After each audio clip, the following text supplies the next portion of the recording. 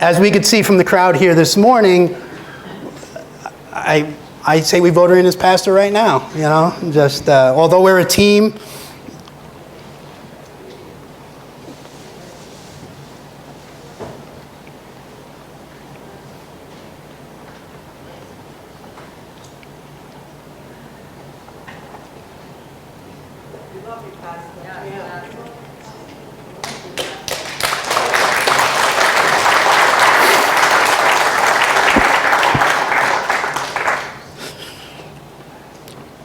Back, just a short timeline for some of you. I know Roseann may go over some of this.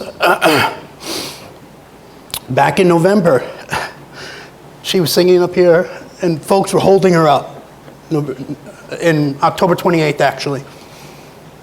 She left here. One of the men handed me a note, said they're taking her to the hospital. Frank, did I say to you, what am I going to do with this right now? I think I did, didn't I? He hands me a note, says they're taking her to Methodist Hospital. And I go, what am I supposed to do with this right now? And I threw it on the floor. And they didn't take her to Methodist. They took her to Maimonides, and we thank God for that. For the next 30-odd days, we lived there.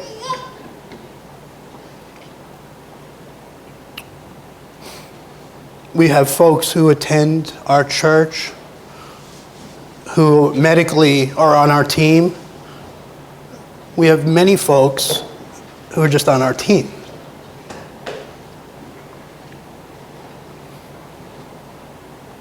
After the initial diagnosis and treatments, we began our treatments. She began her treatments in Methodist Hospital, which required hospitalization every other week. Then we moved to Sloan Kettering. They tried a substantial shrinkage of the tumor. The subsequent chemotherapy over 2 cycles didn't work. Since then, she's been on a trial that combines 2 known drugs, chemotherapy drugs that work, with the hopes of moving to a bone marrow transplant sooner than later. She had an MRI yesterday. One doctor along the way, or some staff folks said to us, this has hijacked your lives. For 9 months, it has. But God is bigger.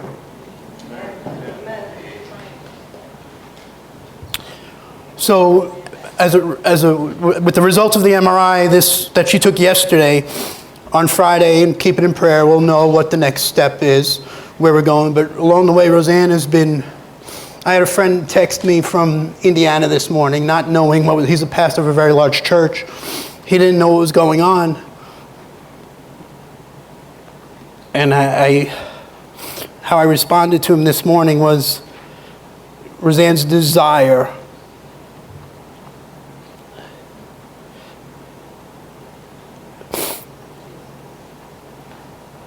she begs God to make a difference in those who cross our paths.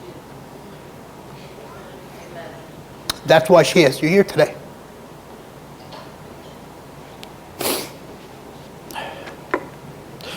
Six o'clock in the morning, she was on her knees praying.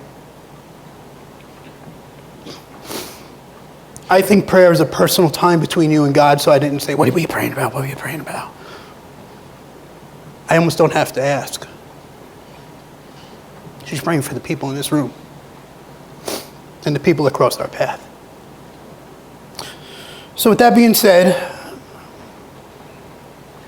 I said I'd turn the service over to Roseann, so I will. You come, Roseann, and just share what God has laid in your heart. You don't have to worry with me. You don't have to worry with me. Okay. First, I just want to thank everybody. I'm overwhelmed by all of you that are here right now. so many people. I'm amazed by all your people that are here, and I just want to thank you all for being here. My husband always makes this terrible joke. It's not really a joke, it's kind of like a statement, but he always says, I wonder how many people are going to come to my funeral. He always says something stupid like that. And you know what? I'm really glad that this is not my funeral, but because it very well could have been. And it's nice to see how many people care about you while you're still alive, to see it, you know? So I appreciate all of you that are here.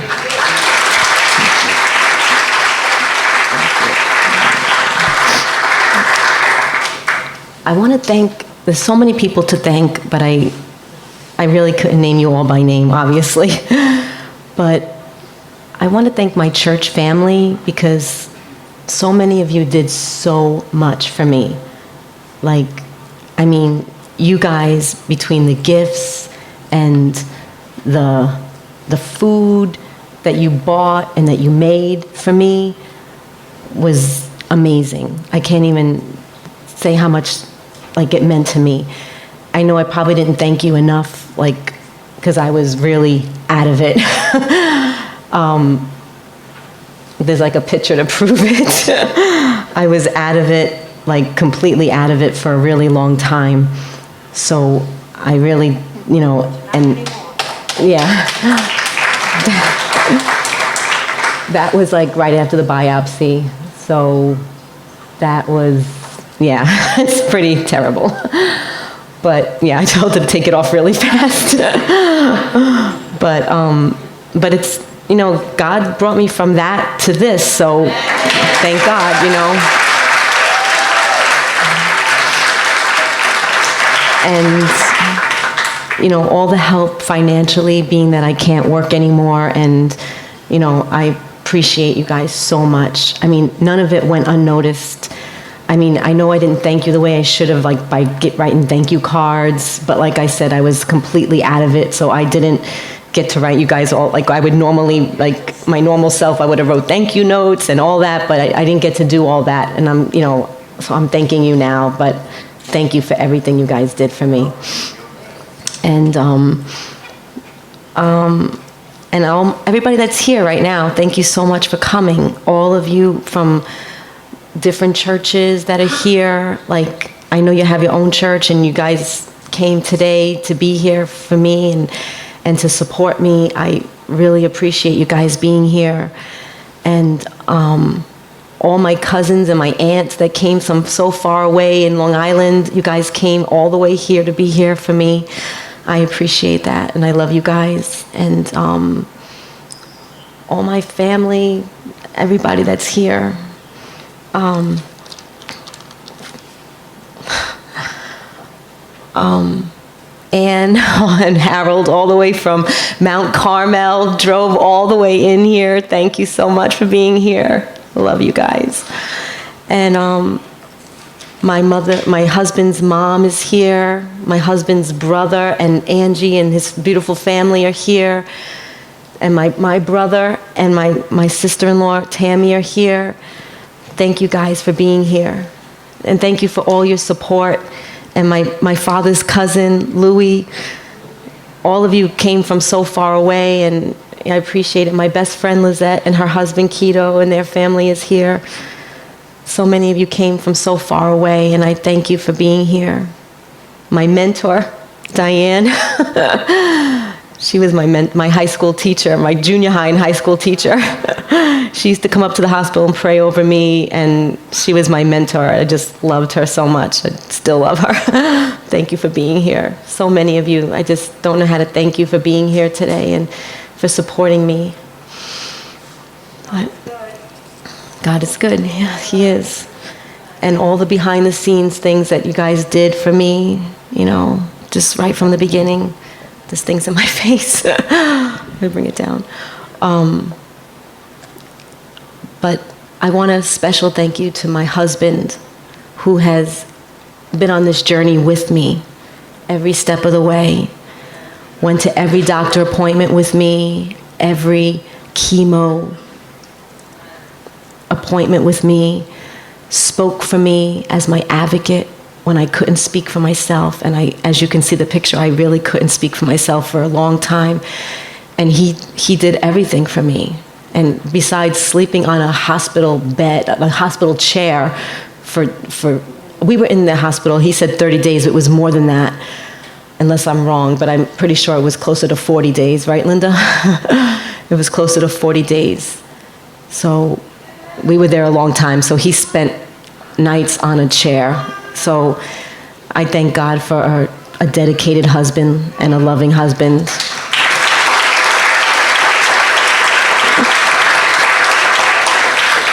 And my son Joshua, who stayed so strong through all of this and did a lot of chores for me when he knew I was, would come from chemo, and he just knew his mom, no matter what, he knows how the house has to be clean. Even if I'm sick, I could be crawling, but the house has to be clean. And he would do the chores for me because he knew that I would do them anyway. So he would do them.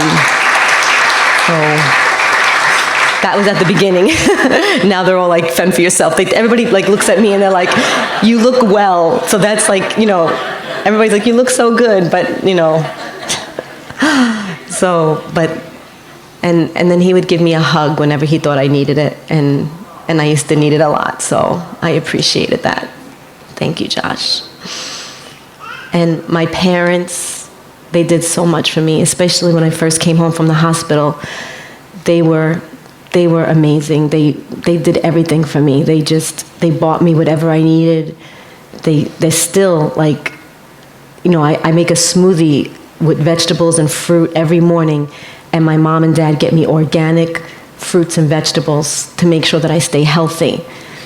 And she always says, what are mothers for? And I thank her. And every time she does something for me, I'm like, thank you, Mom. She's like, what are mothers for? You don't thank me. And and then she used to force me to eat, when I didn't want to eat. I hated it. It was so annoying. But I knew she did it because she loved me, so she would force me to eat, She still tries to do that, but what a mother's for, right? But she would read Psalm 91 every morning and insert my name in the verses. So thank you, Mom and Dad. Thanks.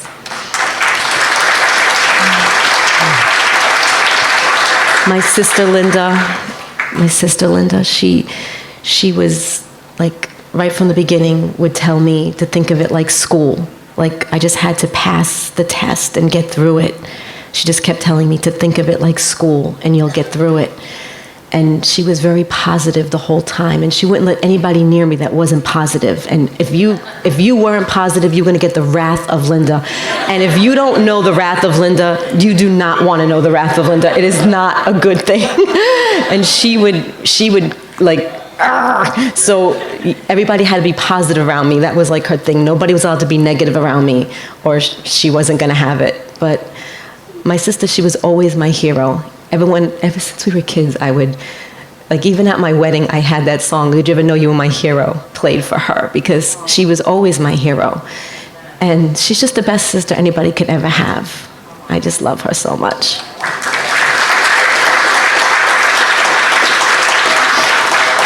Okay, well, now I'm just going to take you on this journey with me that I've been on and still am on.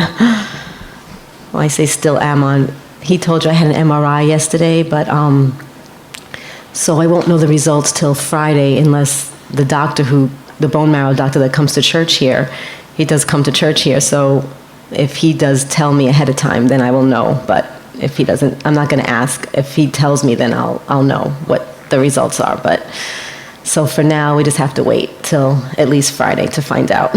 But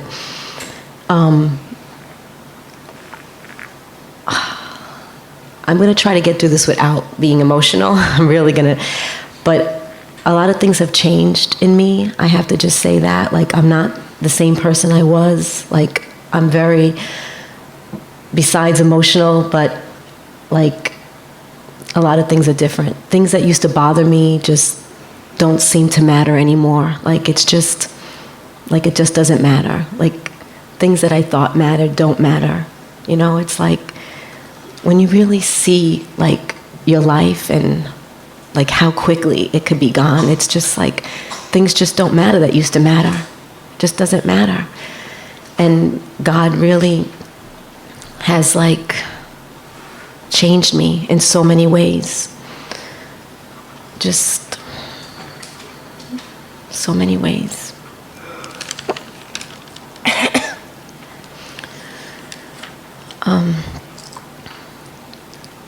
The worship team has been trying to get me to come back up here and sing with them. I keep telling them I'm not ready yet because I'm too emotional. I don't want to be up there and like cry and stuff. Like, who wants to see that, right? So I just said I'll know when I'm ready, and I'll just wait for God to tell me that I'm ready, and then I'll come back up there. Some of you were here the day that I went to the ER. I was actually standing up here, and Marty was next to me, and I couldn't stand up straight. Like, my back was going backwards. It was the weirdest feeling. I couldn't stand up straight, and like I kept like going backwards, and I couldn't get and Marty put her hand on my back to try to like brace me, to hold me up, and like still I couldn't stand up straight. And I didn't know what it was. And I mean, I just thought everything was stress. Like everything I was going through, I just chalked it up to stress because I was under a lot of stress. And well, I thought I was, but, and not sleeping. I wasn't sleeping good. So I was like, oh, I'm under stress, I'm not sleeping. So this is what I thought it was. And then I would always have back problems and neck problems. So I thought that's what it was.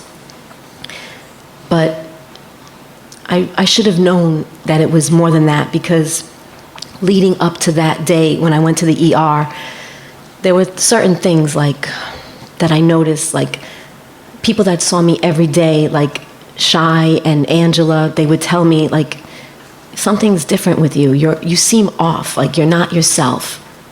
And I didn't know. I would just be like, I would, kind of gaze at them like I didn't know what they were talking about, but they felt like I wasn't myself, and I guess I wasn't, but I didn't know, but other things, like we had a school trip the week of, and I was trying my hardest to be myself, and I was fighting it, but I just couldn't be myself. And like, I'm usually like the Energizer bunny with the kids. Like, I'm always like really like excited with the kids and up, and like I just couldn't like stand up. Like I couldn't like be myself with the kids, and I didn't know what it was, and I just was so like tired all the time, and I was just like, I'm not sleeping. And then some of the parents like noticed, and they like asked me like, are you okay? And I just told them like my back hurts, my neck hurts, but it was much more than that. But I didn't know. I just thought, and then there were, when I came to church, like different people were saying different things, like, and I remember hearing different things. Like I remember Cynthia was saying to my parents, like, take her to the doctor. She needs to get her iron checked. And then Amelia was told my husband, I overheard them talking, and she was saying, you should get her a CT done because she seems slow. And then Debbie was like crying to my sister saying, something's wrong with Roseann. So I know something's wrong with her. And like different people were saying different things. And like, it was really hard for me to process it because I've always been so healthy. Like I never would go to the doctor. I mean, only to get a medical form for work because I had to. I had to get a medical form for work, or I wouldn't even done that. But I had to do that. So I would get a medical form for work. But like, that's why I went to the doctor. And I mean, so like for me, I just didn't I didn't know what was wrong. Like it was just so strange. It was all so strange. But, just being in good health all the time and not realizing. And then one night I was getting into bed, and I got my right leg into bed, and I couldn't get my left leg into bed. And I was with two hands like pulling my leg, and I couldn't get my leg into bed. Like I just couldn't move my leg. And to be honest, I don't even know how I eventually I guess I eventually got my leg into bed. I don't even know how, but I couldn't get my leg into bed, my left leg. And eventually it was like my left side was like a lot less strong than my right side. Like I didn't have a lot of strength in my left side. So I don't know, but that was definitely one like red flag. And then another thing that really I should have known when this happened, but I still just thought I was tired. And I literally was like driving home on a Friday night from Bible study, and I was in the right-hand lane on the Belt Parkway, and when I opened my eyes, I was in the left-hand lane, like all the way in the left-hand lane. And that helped, and I had no idea how I got there. And that happened twice that night on the way home. Like, when I think about it now, like, God was protecting me. I could have been killed, like, so easily. I mean, how do you go from, like, the right-hand lane all the way to the left-hand lane in the middle of the night? And, like, because by the time we left church, it was, like, 10 o'clock at night, and I just went across the whole Belt Parkway, and, like, not a scratch on me and not a scratch on my car. That was God. I know that was God. Recently, different people have been filling in missing pieces for me because I have like gaps of memory loss of like just pieces missing. And I still get like memory loss even now. Like there's still like, I'm still not back to myself. Like I still can feel like my mind sometimes is like, it doesn't focus right. And like, and I don't know if it's the medication or if it's scar tissue, and they don't know either. So I'm just praying that it's, you know, once the medication stops, like it'll go back to normal. But so I don't remember a lot of things. And like one friend of mine said I should count it as a gift to not remember all the gory details. And she's right. You know, it is a gift not to remember all those things because there's so many things that I don't want to remember that I wish I can forget, you know? So that's probably a good thing that I don't remember everything. Like I didn't remember I didn't actually completely remember when I was diagnosed in the ER. I remember them taking a CT scan, and I remember them saying they saw something and they wanted to do an MRI. But I don't remember them coming over to me and telling me like exactly what they saw. Like, and I remember months later, like I had asked my husband, I was like, how did I respond? Like when they told me I had a giant mass on my brain, how did I respond to that? Like, you would think you would remember something so devastating like that. Like, how do you not remember? Like, I can't even remember, like, responding to that. You remember me asking you that? Like, months later, I was like, what did I say? Like, how did I respond to that? Did I cry? Like I couldn't remember, like, how I responded to that. And, like still, like, I try to think of, like, how, like, there's just, like, gaps of memory loss that I can't remember things. But I guess it's a good thing, you know? I mean, some stuff I'm like, I'd really like to know, like, what happened. I can't really remember everything, you know? But, so, this journey was and is by far the hardest thing I've ever faced. I went from a person who never went to the doctor, only to get a medical form, like I said, never took any kind of drugs at all, nothing. Never even smoked a cigarette in my life, never even tried it, never been drunk, never, nothing, like nothing. So, and then I wasn't even obese. Like, you know, I would think like, okay, so like, you know, people that are obese get these things. I would look things up like, okay, people that are obese get this, people that smoke. They would always ask, like, do you smoke? Like, no, I've never even tried it. I've never even smoked a cigarette in my life. And like, so I would sit there and I would be like, you know, okay, sure, I could have lost a few pounds. Like, couldn't everybody, you know, that was like, you know, couldn't everybody lose a few pounds? Like, so but I wasn't obese, like really big, you know, like, but still, like, I couldn't, you know, understand. And then I went from like never anything to like 9 months of chemotherapy, 9 months of like invasive like testing and uncomfortable testing and just horrible things I don't even want to remember, and 3 very painful spinal taps, those I remember. I wish I could forget those, but those I remember. And not being able to do most things by myself, like that was a nightmare for me, because being like a pretty independent person my whole life, and to just like not even be able to get into bed myself, or once I was in bed I couldn't like move myself up. Like I remember not being able to like push myself up in bed. Like I had to have 2 people on the side of me and like pull me up, and that was like so hard. Just little basic things that you would normally take for granted that you could do. Like I just couldn't do it, and it was just so hard, and just so depression really started to like get a hold of me, and I was just so depressed and so sad all the time, and I couldn't shake it, no matter what I did. I just felt so, and I just lost sight of God. I hate to admit that, but I mean, I knew he was there, but I just lost sight.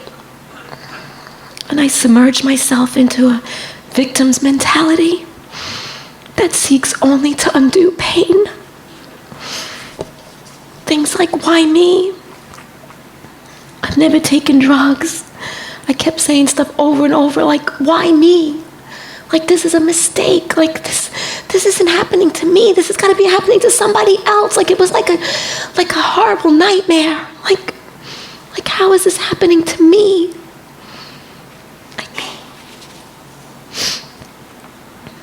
My husband would tell you how I would ask every doctor that came in the room the same question, like, how did I get this? And I would over and over again, every doctor, I would say, how did I get this? And there was no answer. I mean, except for jubilee, gobbly gosh, whatever, like just, bad luck or stupid stuff like that, or cells, or, just, I don't even remember the stupid answers that they would give me, just like, there was no real answer. Like nobody knew, like why these things happen. But cancer is not a respecter of persons. It's just not. Children get it.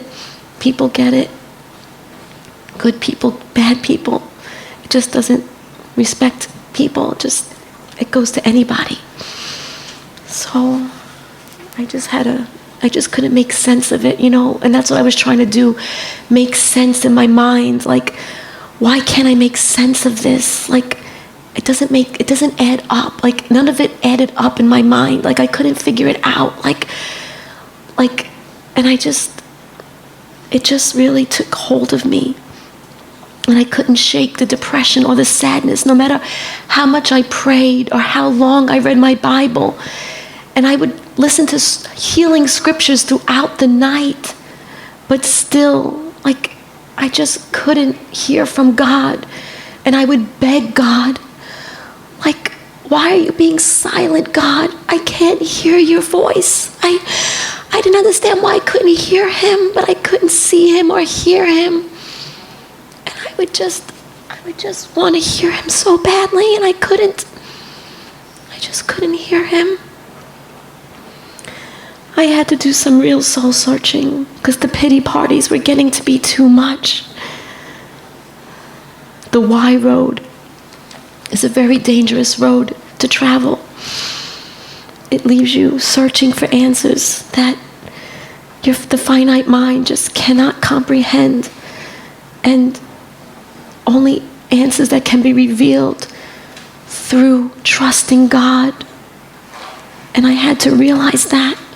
But it took a really long time because I couldn't see the big picture. All I could see was my pain and my life being ripped away from me. Like my life was being hijacked, and I couldn't stop it.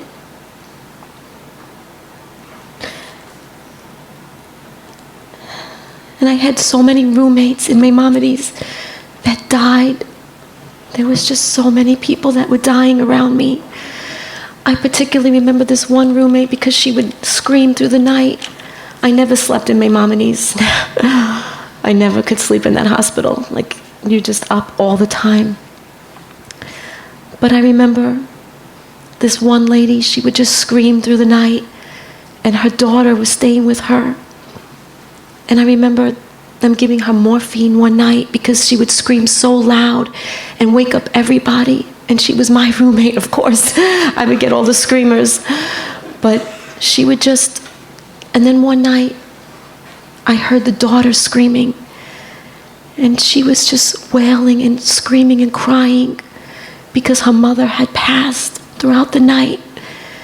And I remember the doctors all rushing in, and I just threw the covers over my head and just cried and prayed for the family, because I can hear them screaming from the other side of the room. And of course, the thoughts of, am I next, kept entering my mind because so many people were dying around me. So of course, those thoughts kept coming and coming. But God is faithful. Even when we can't see it with our eyes, God is faithful. I would quote scriptures like Jeremiah 33:3, call unto me and I will answer thee and show thee great and mighty things thou knowest not. I know the plans I have for you, plans to prosper you. I would say these things all the time, over and over again, but I was still missing it. I wasn't getting it. And I couldn't see. And I would kept saying, why can't I see, God? Why can't I hear from you, God? What are you telling me? What are you telling me, God? I kept asking him to show me. But he was silent and I couldn't hear him. And then I thought, and then the guilt always comes in. Then I kept thinking, what did I do to deserve this? What did I do? God, what did I do to deserve this? I must have done something. And I would sit there in my mind and start to try to think over and over again, go over my mind, what did I do? What did I do to deserve this horrible punishment? And then I thought, I'm not backslidden. If I was backslidden, then I would say, okay, maybe I'm backslidden, but I wasn't backslidden. And then I remembered in high school, we had a friend who was backslidden. We went to a small Christian school, and he had a brain tumor also. And I remember he died from his brain tumor. And I remember the pastor preaching a message. And there was a Bible verse that he used about God saving his soul, but taking his life. God took his life, but saved his soul. And I remember thinking, but that's not me. I'm not backslidden. So why is this happening to me? I'm saved since I'm 9 years old. I've been serving God since I was 11. And that was when my grandma Rosie was dying. I remember being in my mother's room and kneeling down because my grandma was dying in the other room. And I was praying to God for him to save her. And I said, please, God, save my grandmother. I wanted him to save her so bad. And I remember I said, I will give my life to you, God, if you would just save my grandmother. And he chose to take her life, but he saved her soul. And I served God anyway from the age of 11. And I remember going to church every week, sometimes 3 times a week. I went to a Christian school. I went to Bible college. So all these things were in my mind, why me? It didn't make sense. None of it made sense.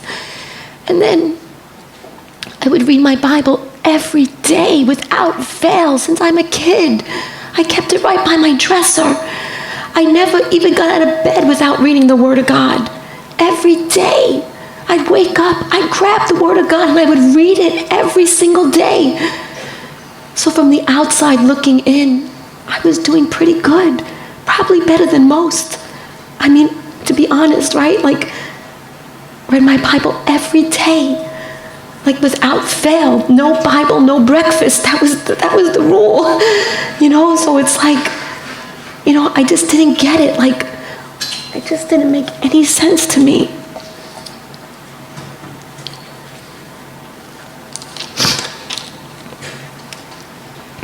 And I would pray all the time for God to show me. So from the outside looking in, I was doing pretty good. But I would always felt like I was missing something. So even though I felt I was doing pretty good, I felt I was missing something. And my friend Adrian can attest to this. For 20 years, Adrian, right? We would talk about this for 20 years. I would tell him, there's something missing. I don't know what it is. I can feel like something is missing. Like I'm not getting it. Like I have blinders on, but I'm not seeing it clearly. And I would feel like and I would pray about it all the time. I would ask God to show me what it was. And I still couldn't see it. And I would ask him to draw me closer and to feel his presence. I would pray that all the time. And I always loved God.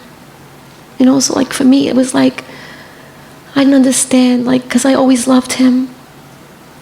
And I felt he always loved me. But can I be transparent with you guys? I would have doubts about a lot of things. I didn't share them with most people, but I would have doubts about a lot of things. I would just doubt a lot of things that we were taught and that we were told. And, I was still serving God, doing everything that I was supposed to do, but I had these doubts, like, is it all real? Is it all for real? I would ask God, like, to really show me, because I would just have these doubts. And, like, I hated having those doubts. I hated it myself for it. But, I'm being honest with you guys, but I had them. Some people never have any doubts. My husband, I would tell him, and he said he never would doubt anything about God because he just always knew. And you know what? Thank God for that. And thank God for those of you that never doubted. But I can't say that. I did doubt. And I just sometimes would be like, what is it all for? Like, I just didn't understand sometimes, But God, He just showed me, like, I felt his love now more than ever. Like, before I knew he loved me, but now I knew I could feel his love. Like, I could feel his love around me. And I wouldn't trade it for anything in the world. My life verse, and my dear friend Angela P's life verse, Proverbs 3:5-6, is trust in the Lord with all thine heart and all thy soul, and lean not unto thine own understanding, but in all thy ways acknowledge him, and he shall direct thy paths. That has been my life verse since I'm a kid, right? She knows. That's my mentor right there. She's my high school, junior high teacher, and my mentor, Diane Klemenova, sorry. But she knows. She's always been my mentor. I love her. And I just, that verse, the counsel from that verse is not to lean on your own understanding, not to trust in yourself, but you have to trust in God. And you have to trust that God, and you have to abandon your own way of thinking, which is not easy. It's not easy to abandon your own way of thinking, but you have to abandon your own way of thinking. And you have to rely on his way. Let this mind be in you, which was also in Christ Jesus. You have to have the mind of Christ. The Bible says, and how do you have the mind of Christ? It's not easy, but you have to have the mind of Christ. You have to think on things that God would think on. And you have to transform your way of thinking, transform your mind, the way of thinking. I would pray for God to take this bitter cup from me. And in my mind, I knew that he could heal me like that if he wanted to. But then I wondered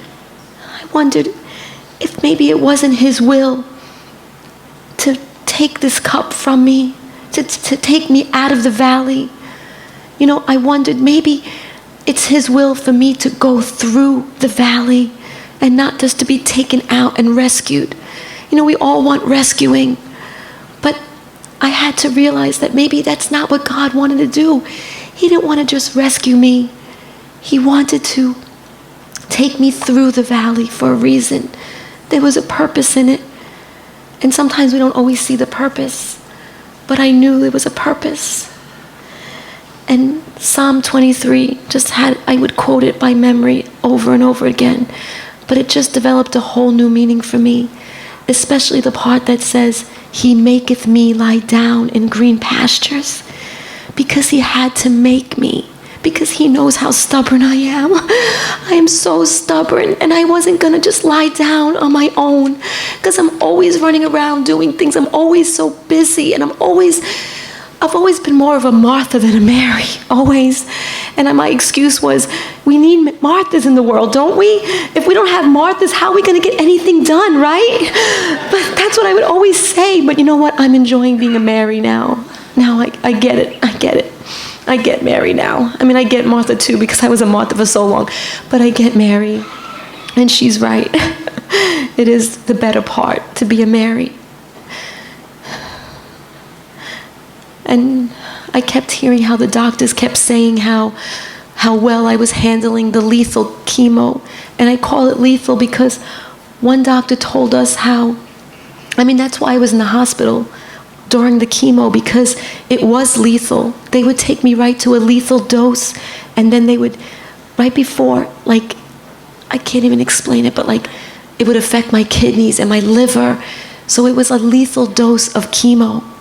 That's why I had to be hospitalized during taking the chemo. And they would be so surprised, like how well I was handling the chemo. But that was all God. And I knew that was God sustaining me. It was all God. All of it was God. And another thing that was God was the whole insurance thing. That was a nightmare. That was such a nightmare. I mean, they denied us first. They said we couldn't have insurance. And the bills were like hundreds of thousands of dollars. And even now, it's even way more. And I remember staying up all night just praying and begging God. I mean, it was nothing for me to be up all night anyway, but I was just praying and begging God all night long. God, you have to do something, God. You have to do something, God. We can't pay for this. How are we going to pay for this the rest of our lives? God, you have to do something. And God was faithful, and He came through for us. God is so good. He's always good. He's always faithful. I can see His hand in every step of the way, even choosing the hospital that we went to that day. That day when my sister and Sarah and my son took me to the emergency room, my sister told me afterwards everybody was calling out a different hospital. And he said Methodist. He said Methodist while he was talking before, right? You heard him, right? So it was confusing. People were saying Methodist, Lutheran, all these different hospitals. Take her there, take her here. And my sister said she was so scared to take me to the wrong hospital because it was too important. And she was so nervous. And God led her to take me to Maimonides, which was the right choice. Because in that hospital was where my husband ran into Dr. Jackie, which is Dr. Lahoud's wife. And she said to my husband, she saw him in the elevator, and she said, what are you still doing here? Take Roseann to Sloan. My husband can heal her. Take her to Sloan. And I remember him coming over to me and telling me, it was the first time I heard those words. Like, that wasn't even an option. Like, there was no healing of cancer. Like, nobody gets healed from cancer. There is no cure. We know that already. But, like, when she said that to him, that was like, you know, like, it gave me hope, you know? So I still wasn't, even though it gave me hope, I still wasn't in a good place. I still was very, like, down and depressed and sad and emotionally and spiritually, just pleading to hear from God, and I still couldn't hear from him. I want to rewind for a second. I want to go back to when my mind was not, when I couldn't remember things. After the ER, I remember some stuff. I remember being in the hospital in a room before the biopsy, and I remember Carla and Edgar were there, and I remember Carla was crying over me saying, I wasn't prepared for this. I wasn't prepared for this. You're my heart sister. And I remember Elba was there, I think prior to them being there, and Elba was saying stuff to me like, God's gonna use you. I can't wait to see what God's gonna do in your life and how God's gonna use you. And she was crying. And I remember thinking, why is everybody crying around me? I must be dying and nobody told me. And I remember telling my sister to get my notebook out of my pocketbook, and I started to write down like how I wanted my memorial service. Like I was writing down the people I wanted to speak at it, and I wanted like the music that I wanted at it. I figured I must be dying. Everybody's crying. It must be much worse than I thought. I didn't even know what was going on. I remember the worship team was there, and a lot of my family members were around me. And they were singing, we were singing music with the guitars, and I had video of it before I lost my phone. But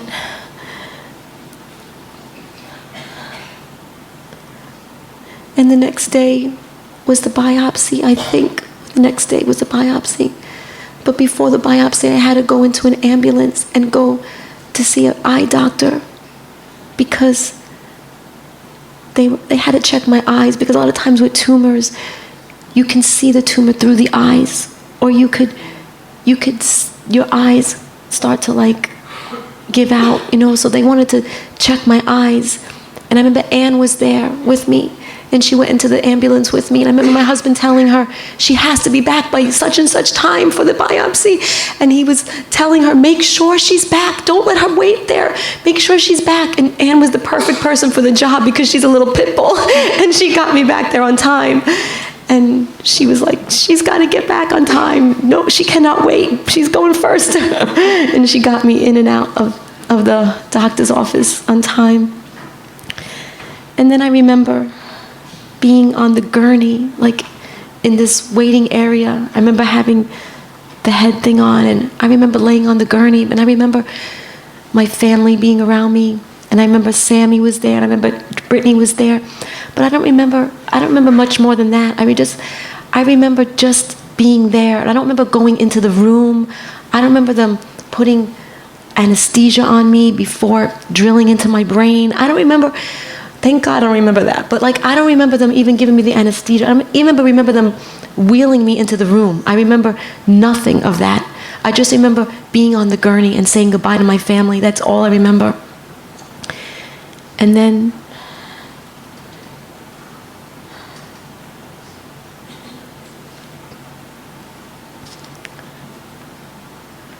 I found out recently that the reason for the biopsy wasn't to see if it was cancerous, because they knew it was already cancerous. The reason for the biopsy was to see what kind of tumor it was, which a lot of you did not know this. Only a few people knew this, but when they took the scans at the ER, it looked like a glioblastoma tumor, which is an untreatable and inoperable tumor. So with glioblastoma, basically, there's no treatment, there's nothing they can do, you just eventually die. And they thought that was the kind of tumor it was. And I didn't realize why everybody was so happy when they found out it was lymphoma. And later on I figured out, okay, that it was the lesser of the two evils. It was because lymphoma at least is treatable. So they were at least happy that they can treat it. So that's why everybody was happy that it was lymphoma instead of the glioblastoma. But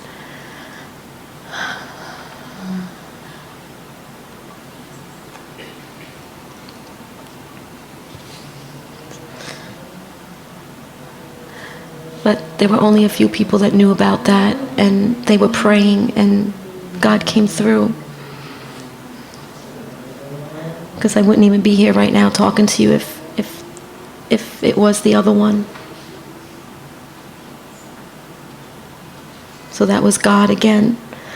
Another thing that was God was the fact that they kept looking for the reason for the symptoms that I was having.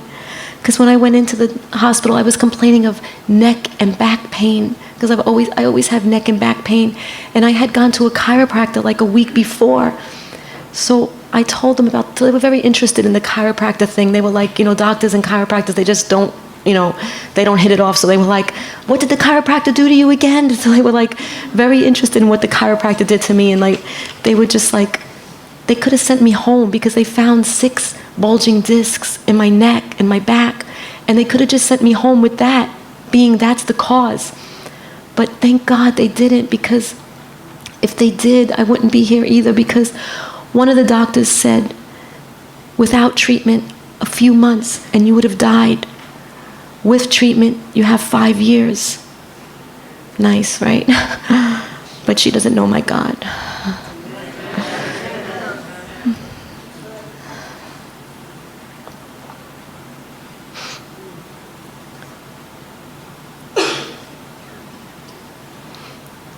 So, when I was pleading to hear from God, one day when I was home from the hospital for a few days, my mom always has TBN on. And there was a preacher that got on the television, and he said he was going to preach a sermon on don't waste the pain. And I actually had that statement written down in my Bible for years. So I stopped eating breakfast and I went inside to hear what he had to say, because I was very interested in hearing. And I started to listen to the sermon, and as he started to talk for the next 30 minutes, I was just mesmerized by every word that he was saying, because he spoke about how his mother had cancer and how God had healed her and how she went through it gracefully and with God, and she fought off depression, and she didn't let depression get the best of her, and she was helping other people as she was going through it. And I remember thinking, wow, God spoke to me finally. I was so happy that I finally heard from God. That's what I was waiting for, because I figured if I can hear from God, I would be okay. I just wanted to hear that God was with me. And so when I heard that sermon, that was God speaking right to me. I knew he was talking to me, and I knew that I was going to be okay, because he finally spoke to me. I finally heard him. And I felt really guilty about how I was handling all of it. When I heard how well his mother handled it, I felt so guilty, because I was like, I've been handling this all wrong. All wrong. And then my mentor, Diane, she told me that I should ask the nurses, like, what I can pray for them about. So I started doing that. I started asking all my nurses what their greatest need was and how I can pray for them. And I started praying for them. And I would pray for them, and I always talk to people about God. Even as a kid, I would always tell people about the Lord. But when I think about it now, a lot of it was more because we're supposed to do it. Like, it's an obligation. We are supposed to tell people about God. But now it's more like I'm compelled to tell them. And we had these bracelets made. It says, you can't read it from there. It says, God is bigger than cancer. So we had these bracelets made, and I give them out now in the hospital to other cancer patients, because I want them to know that God is bigger. God is bigger than all of this. So I want to share with them that,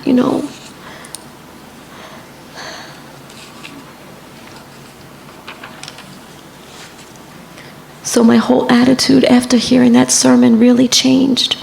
My disposition changed. I was able to just really see God in a different way.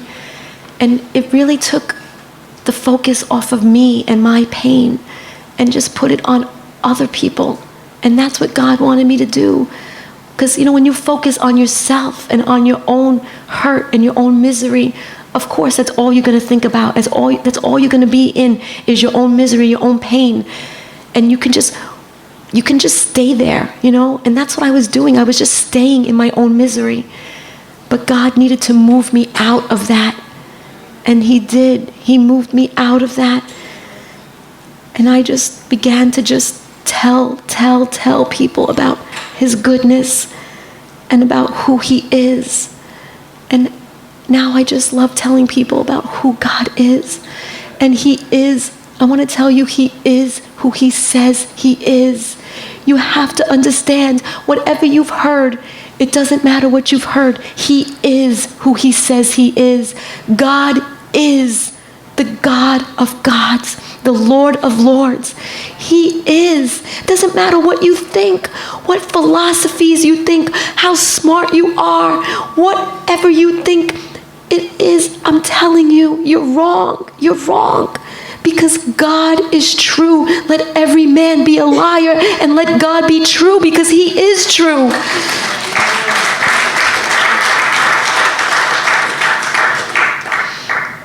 Recently, I was reminded of my favorite song from back in high school and college. I'm just going to read the lyrics to you, but it's just ironic being like everything I was praying and how this was my favorite song and I didn't realize it. It goes, "There's a voice calling me from an old rugged tree, and it whispers, draw closer to me. Leave this world far behind. There are new heights to climb, and a new place in me you will find. For whatever it takes to draw closer to you, that's what I'll be willing to do. For whatever it takes for my will to break, that's what I'll be willing to do. I trade sunshine for rain, comfort for pain. That's what I'd be willing to do. For whatever it takes for my will to break, that's what I'd be willing to do." God allows our faith to be tested to see what we're really made of. Isaiah 28:16 says, "So this is what the sovereign Lord says, see, I lay a stone in Zion, a tested stone, a precious cornerstone for a sure foundation. The one who relies on it will never be stricken with panic."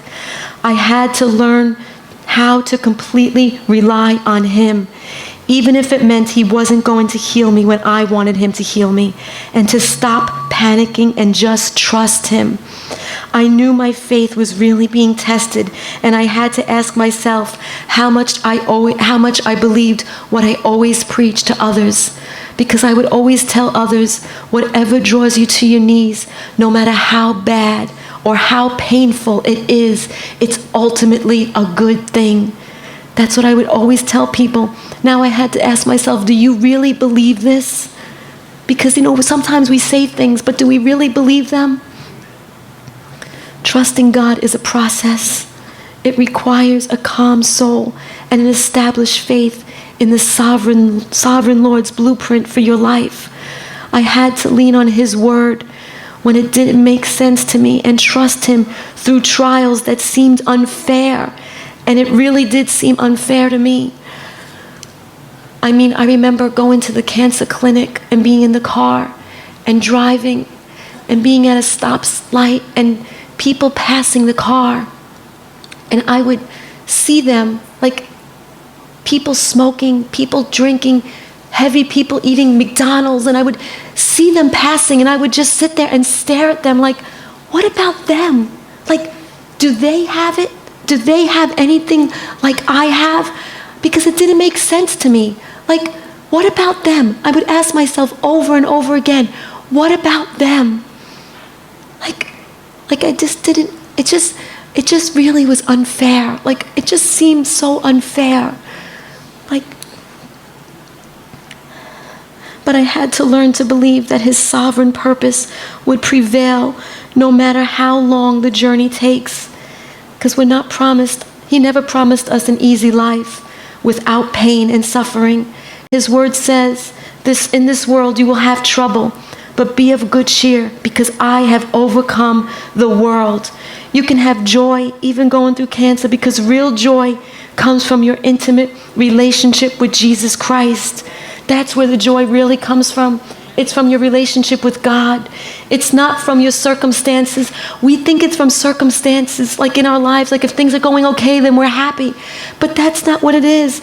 Just if things are not going good and things are going bad, like the world would look at it as it's bad. Like things are not going good for you. Things are going bad. But if you have God, then it doesn't matter, because it's all good when you have God. It's all good.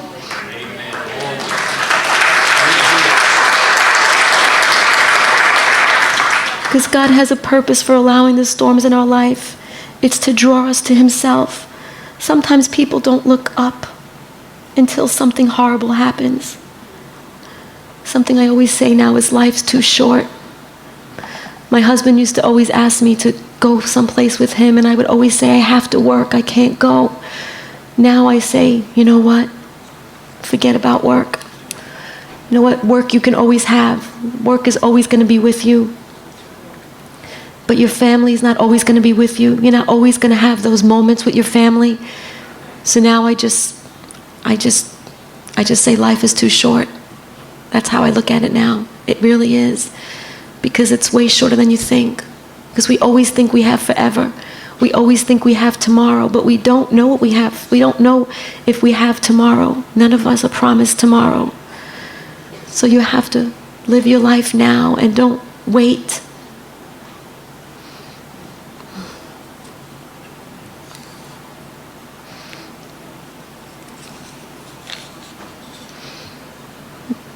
We did have a setback when we thought we were moving on to bone marrow.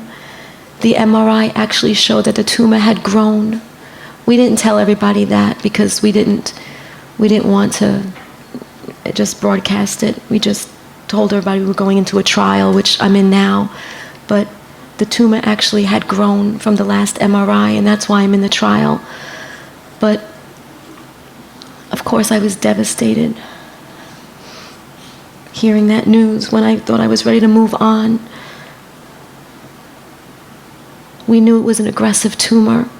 I guess we just didn't realize how aggressive it was. I had to realize that the way I respond to this battle would determine my outcome. Let me just say the same goes for all of you. Whatever battle you're facing, and we all face different kinds of battles in our lives. Whatever battle you're facing, the important thing is how you respond to it. That's the important thing. It's how you respond. It's all about bringing glory to our Lord and Savior. It's like a veil was lifted from my eyes. I couldn't see, and I could finally see clearly. I could finally see God for who He really was. I heard this song a little while back for the first time, and when I went to remember it, I couldn't remember it. It was like it was gone from my mind, and I was so upset because when I heard the song, it was my song, and I knew it was my song. Like it was if I wrote the song. You know what I mean? Like I sat down and wrote the words, and I wanted to hear it again, and I couldn't hear the song. It just wouldn't play. Now it plays all the time, constantly. But the song is called Scars. I'm going to read the verses to you, and then the team is going to play it. Finally, I heard the song. I was driving Brittany home, and I put the radio on, and there it was, my song. I text my husband, voice to text, told him right away, I'm like, this is the song. And so he got the song for me and wrote it down. And so the lyrics go like this. But first I want to, because right after I read the lyrics, they're going to play, and I'm going to sit back down. But I want to thank you all for being here, for listening to this journey and listening to this story. Thank you so much for being here for me. And whatever the outcome, I won't know the outcome of the MRI that I took yesterday until probably Friday. But whatever the outcome is, you know, I've already decided my faith is not going to be shaken. Nothing is gonna.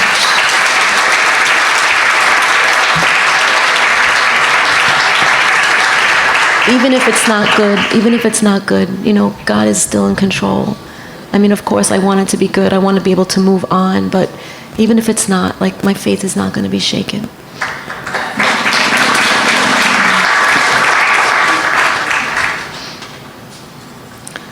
Okay, the words go.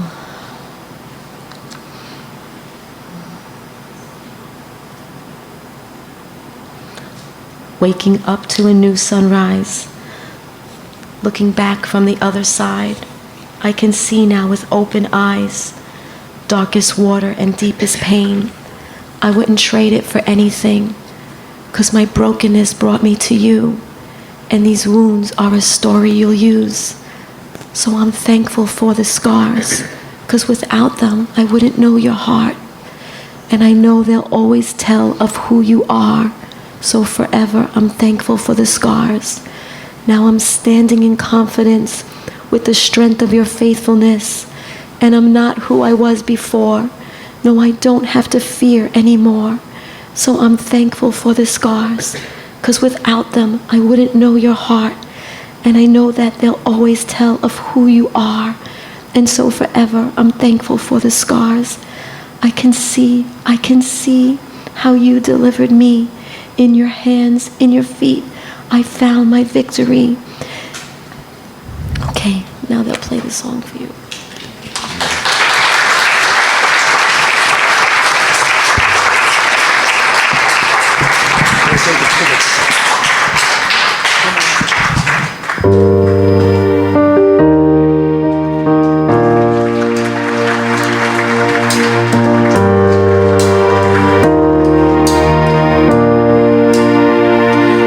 Waking up to a new sunrise, looking back from the other side. I can see now with open eyes, darkest waters and deepest pain. I wouldn't trade it for anything, 'cause my brokenness brought me to you, and these wounds are a story of you. So I'm thankful. So I'm thankful for the scars, 'cause without them I wouldn't know your heart. And I know they'll always tell of who you are. So forever I am thankful for the scars.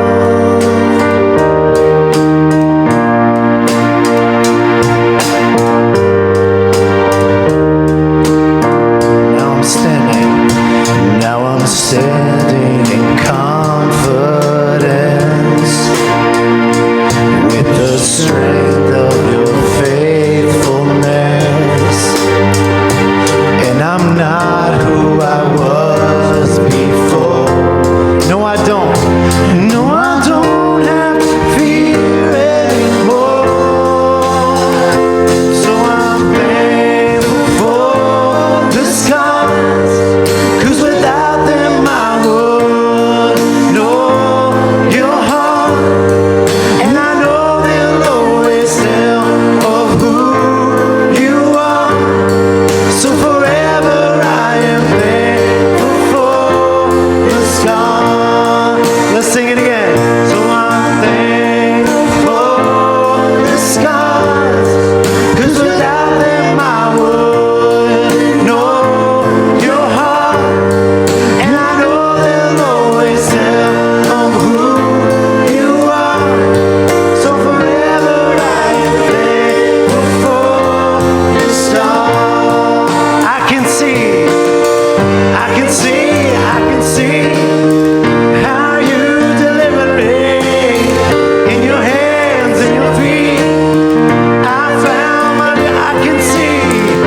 can see how you delivered me. In your hands and your feet, I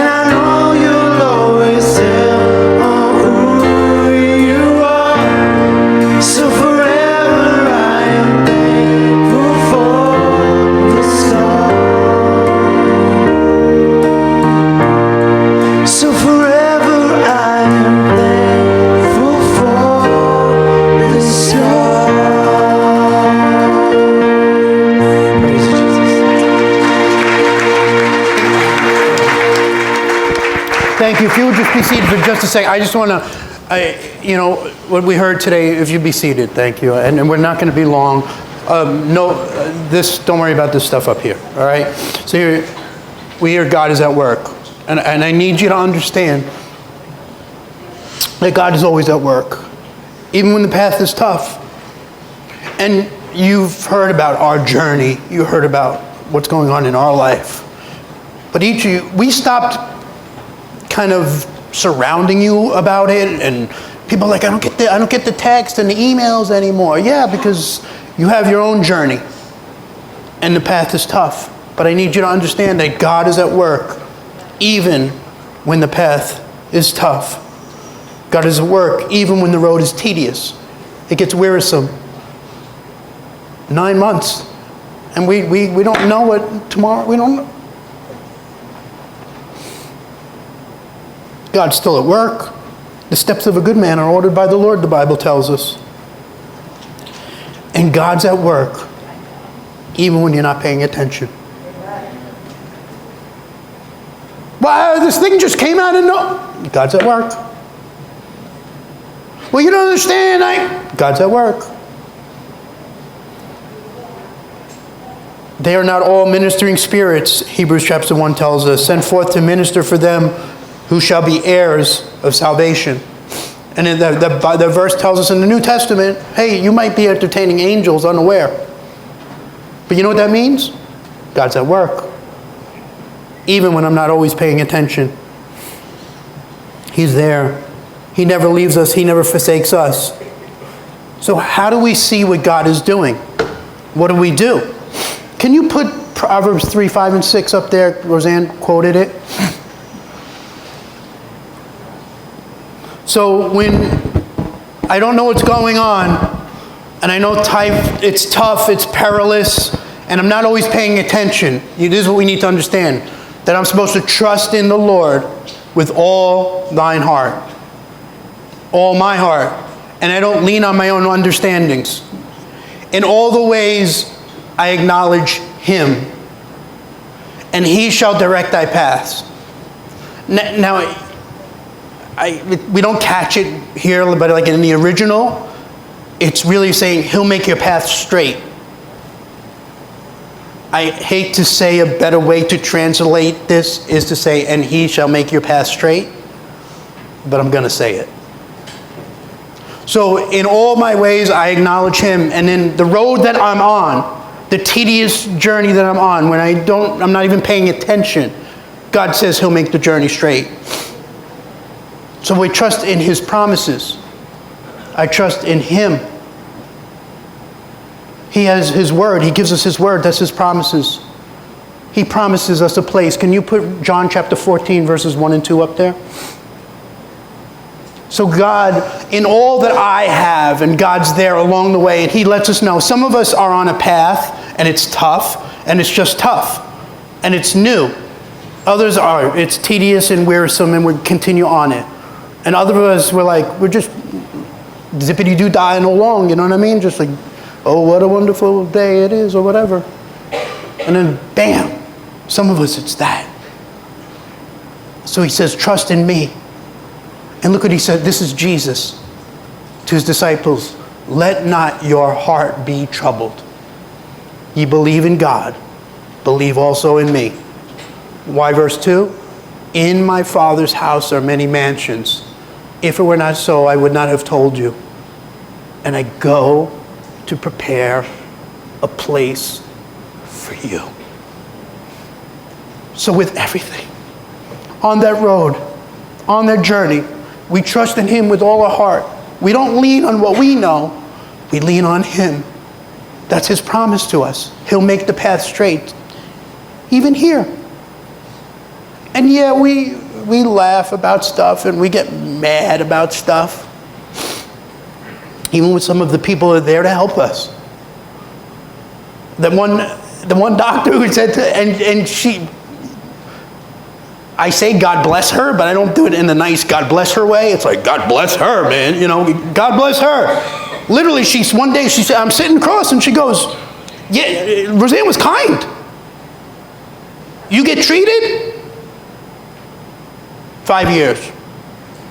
If no treatment, you die. That's what she said. We don't look to her. We look to the promises. And he'll make our path straight.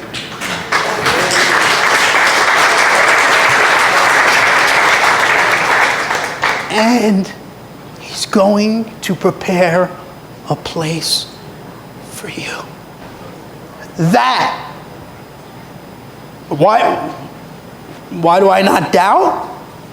Because he's going to prepare a place for you. We went to the Grand Canyon. I sent my wife the pictures of the Grand Canyon. Beautiful. I would love to put them up here, but I won't. Beautiful. God created that in 6 days. Jesus has been gone for 2,000 years. What kind of place is he preparing for us? What kind of place is he preparing for you? I know I'll be there because I put my faith and trust in Jesus Christ. The Bible says, for whosoever shall call upon the name of the Lord shall be saved. It's not me. It's him. It's what he did. I'm far from perfect. I don't deserve anything. Be in ministry? Are you kidding me? So I put my trust in him. That's what he said to do. Because he's going to prepare a place for me. In my Father's house are many mansions. Another way is it's a house with many rooms. Still good. Still some place that I'd like to go. Still some place I know I can go, not based on me, but based on him. Whosoever shall call on the name of the Lord shall be saved. For with the heart man believes unto righteousness, and with the mouth confession is made unto salvation. You know what that tells me? I got to believe. I got to say, I believe you. Have you? Before we sing that song again, I want us all to bow our head and close our eyes.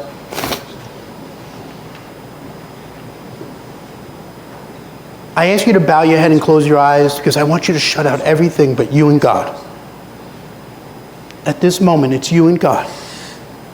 Yeah, I'm here. And don't let me stand in the place of God because I can't. It's you and God. Eyes closed to you and God. If you died today, is that where you would be? In that place with God? Roseann told me she was afraid to die. I go, Roseann, why are you afraid to die? You're going to be in heaven. Here's what she said.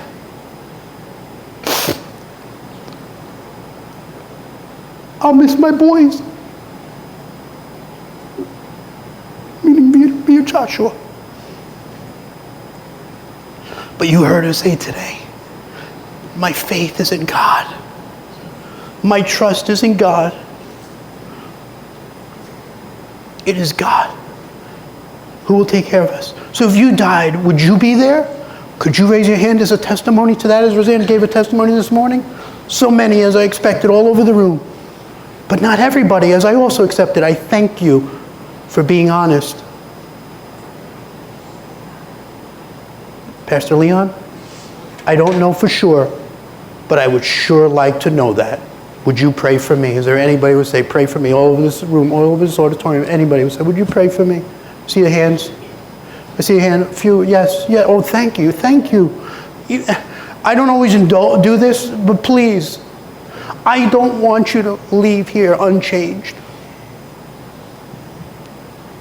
I'm going to say a prayer. If we confess with our mouth the Lord Jesus, but I believe in my heart that God would raise him from the dead. God raised him from the dead. It's a heart belief. Then I'm saved. I'll say a prayer. If you'd like to say that prayer, I'm going to lead you. But do it with your heart. You and God. Dear Lord, I know that I'm a sinner. I know the punishment from sin is separation from you forever.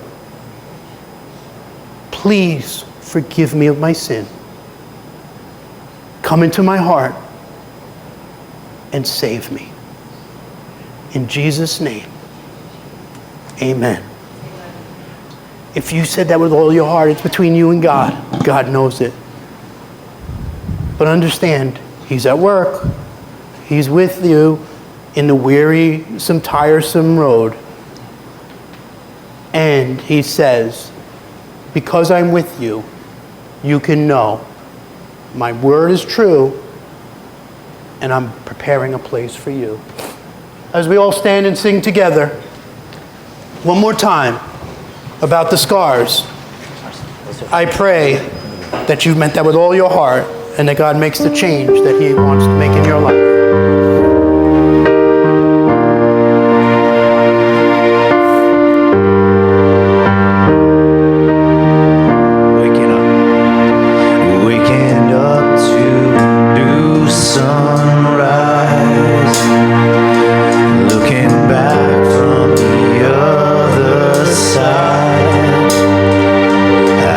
See now with open eyes.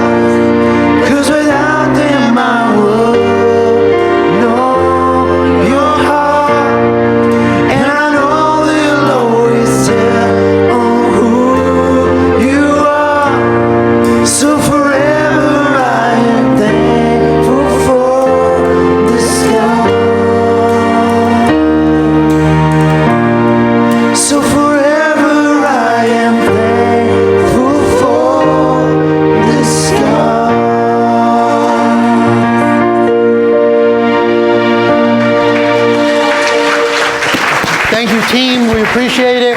We have a fellowship to follow. Please, if you could stay around. Roseann will be greeting, or whatever. She'll be outside the door as you leave. You could give her your greetings. God bless you. We'll see you on Wednesday night for prayer.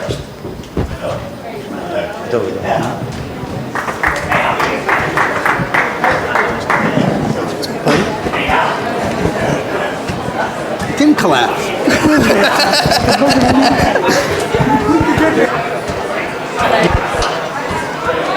Hi. Hey, how are you? Yes. Came to visit too. How are you? Thank you. Okay. Oh, okay, great. What's up? How you doing? Hi. You about this week? You did. Hey, the man. Oh. Go get some water. All right. Well. Stop that. You did. But then our job and